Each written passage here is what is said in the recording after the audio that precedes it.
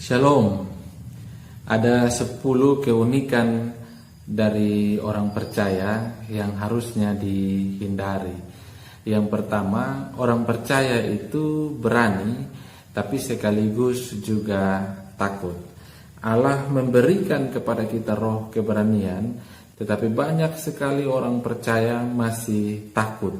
Oleh karena ketakutannya itu sering membawa dia pada kekhawatiran yang berlebihan, sehingga dalam menjalani kehidupannya banyak kali dia mengalami keraguan terhadap anugerah Allah, terhadap pertolongan Allah. Karena itu kita sebagai orang percaya harus berani datang menghampiri Allah, menghampiri tahtanya untuk berdoa kepadanya. Dalam doa dengan permohonan yang tak putus-putus, lalu juga dengan ungkapan syukur.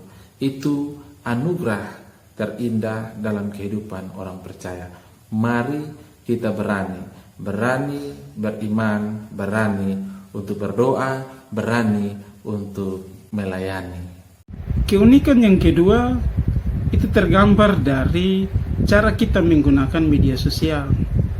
Ketergantungan kita saat ini dengan media sosial terkadang membuat kita melupakan hal-hal yang lain, seperti ibadah. HP mulai dari bangun tidur sampai kita tidur kembali selalu aktif di tangan dan selalu kita aktif dalam bermain media sosial. Tapi berbanding terbalik dengan Alkitab yang terkadang dia berdebu di atas meja karena jarang dibuka dan dibaca. Ingatlah Ibrani 10 ayat yang ke-25 berkata, janganlah kita menjauhkan diri dari pertemuan-pertemuan ibadah kita, seperti yang dibiasakan oleh beberapa orang. Tetapi marilah kita saling menasihati dan semakin giat melakukannya menjelang hari Tuhan yang mendekat. Amazing grace, how sweet the sound. Tipe yang ketiga, sang pemuji dengan lidah dua rasa. Menyandang status sebagai orang percaya atau orang Kristen tidak serta-merta membuat kita lalu dapat berkata-kata dengan sempurna. Biasanya karena kondisi dan situasi, maka kebanyakan orang Kristen itu dapat mengeluarkan kata-kata cacian, makian, hinaan, fitnah, dan lain sebagainya. Lalu apakah ini dibenarkan? Yakobus pasal 3 ayat 9-11 mau mengingatkan kepada kita agar dapat menggunakan lidah kita secara konsisten. Di sana dikatakan, dengan lidah kita memuji Tuhan Bapa kita, dan dengan lidah kita mengutuk manusia yang diciptakan menurut rupa Allah. Dari mulut yang satu keluar berkat dan kutuk. Hal ini saudara-saudaraku tidak boleh demikian terjadi. Adakah sumber memancarkan air tawar dan air pahit dari mata air yang sama? Tidak mungkin kan? Karena itu konsistenlah pakai mulut kita.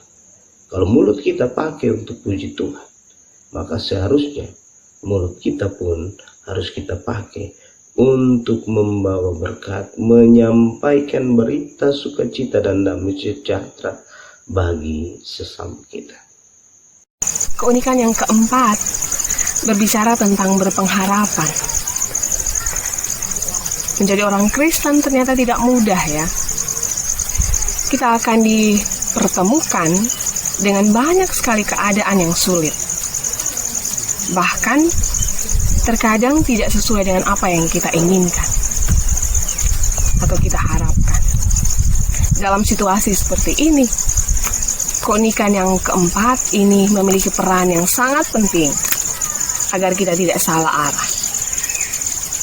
Namun terkadang ada yang salah dengan kita.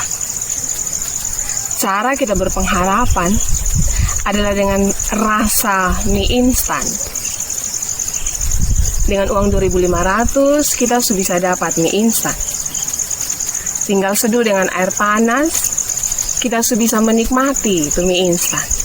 maunya cepat, Sa. Seperti itu pengharapan banyak kali yang terjadi dalam kehidupan kita. Susah sekali untuk mengikuti proses,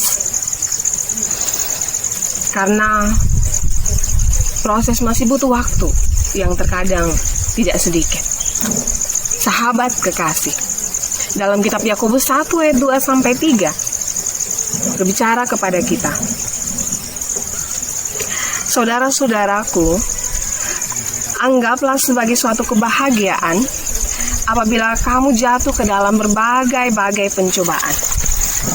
Sebab kamu tahu bahwa ujian terhadap imanmu itu menghasilkan ketekunan. Selamat hidup dalam berpengharapan. Shalom. Keunikan yang kelima,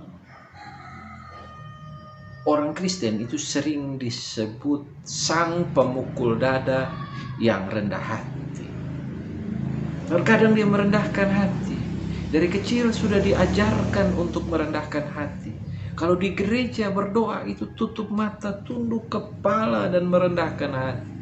Tapi habis berdoa, dia mulai angkat kepala dan bilang, kalau bukan beta ini gereja tidak jadi. Kalau bukan beta ini acara tidak jadi. Diciptakan dari debu tanah, masih berdiri di atas tanah, mengusahakan tanah, tapi omong di atas langit terus. Yeremia pasal 9 ayat yang ke-24 bilang, kalau mau bermegah itu bermegahlah di dalam pengenalan akan Tuhan. Jadi bangga boleh, tapi jangan sombong. Keunikan manusia yang keenam adalah berpenampilan asik tapi tidak simpatik.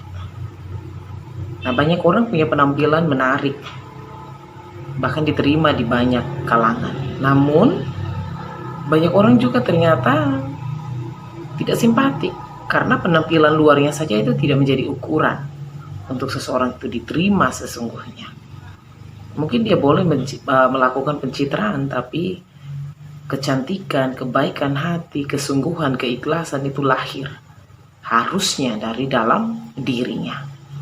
Sehingga ketika dia keluar dan dia tampil sebagai orang yang mengasihi Allah, dia harus menyatakan itu melalui kasihnya kepada sesamanya. Seperti perkataan 1 Yohanes 3 ayatnya ke-17. Kalau orang yang berkecukupan melihat saudaranya butuh bantuan tapi dia tidak beribah hati, mana mungkin dia mengasihi Allah? Saudara adalah orang yang mengasihi Allah, nyatakan itu melalui tindakan saudara dengan mengasihi sesamamu. Jadi jangan hanya asik penampilanmu di luar, jangan hanya terlihat engkau punya banyak hal, tapi berbagilah untuk banyak yang Tuhan titipkan dalam kepada sesamamu. Keunikan yang ketujuh, orang Kristen percaya kepada Tuhan Yesus, tapi takut setan.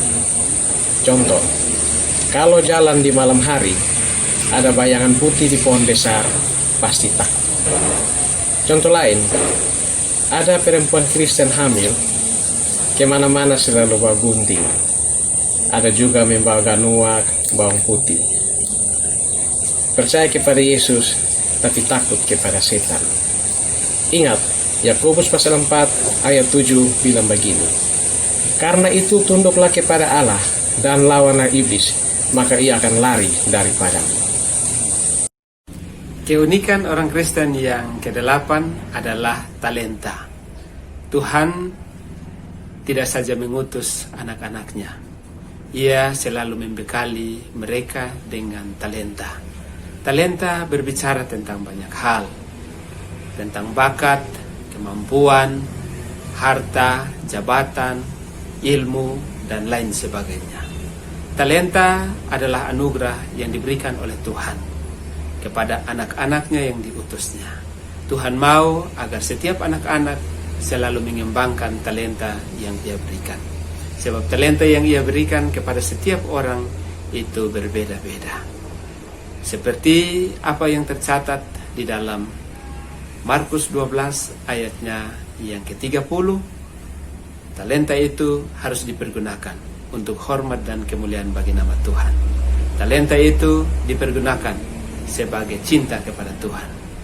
Kasihilah Tuhan Allahmu dengan segenap hatimu, dengan segenap jiwamu, dengan segenap akal budimu, dan juga dengan segenap kekuatanmu. Keunikan yang ke-9, sang pendengar yang pilih-pilih. Ya, kecenderungan hari-hari ini orang datang beribadah untuk mencari kesenangan pribadi. Mereka menjadi orang-orang pemilih yang mau memilih sesuai dengan apa yang mereka suka. Misalnya mereka memilih pendeta yang mereka senang atau presbiter yang mereka senangi. Yang mereka tidak senang, mereka tidak mau mendengar. Jadi mereka datang mendengar karena mereka mau mendengar orang-orang yang mereka senangi. Bahkan kecenderungan mereka lebih senang mendengar pembenaran-pembenaran daripada kebenaran-kebenaran. Padahal Alkitab berkata di dalam Matius 13 ayat 9, siapa bertelinga hendaklah ia mendengar. 2 Timotius 4 ayat 3 berkata, karena akan datang waktunya orang tidak dapat lagi menerima ajaran sehat, tetapi mereka akan mengumpulkan guru-guru menurut kehendaknya untuk memuaskan keinginan telinganya. Demikian. Keunikan ke-10 yang perlu dihindari oleh orang-orang percaya adalah perkataan yang tidak sesuai dengan perbuatan. Banyak orang percaya yang perkataannya terdengar begitu menyenangkan, tetapi perilakunya tidak menyenangkan sesama, terlebih tidak menyenangkan hati Tuhan. Ujar dan tuturnya terdengar menarik simpatik, tetapi perilakunya seringkali menjadi pemantik dari sebuah persoalan. Ingatlah, firman Tuhan berkata, jadilah teladan dalam perkataan, dalam tingkah lakumu, dalam kasihmu, dalam kesetiaanmu, dan juga di dalam kesucianmu.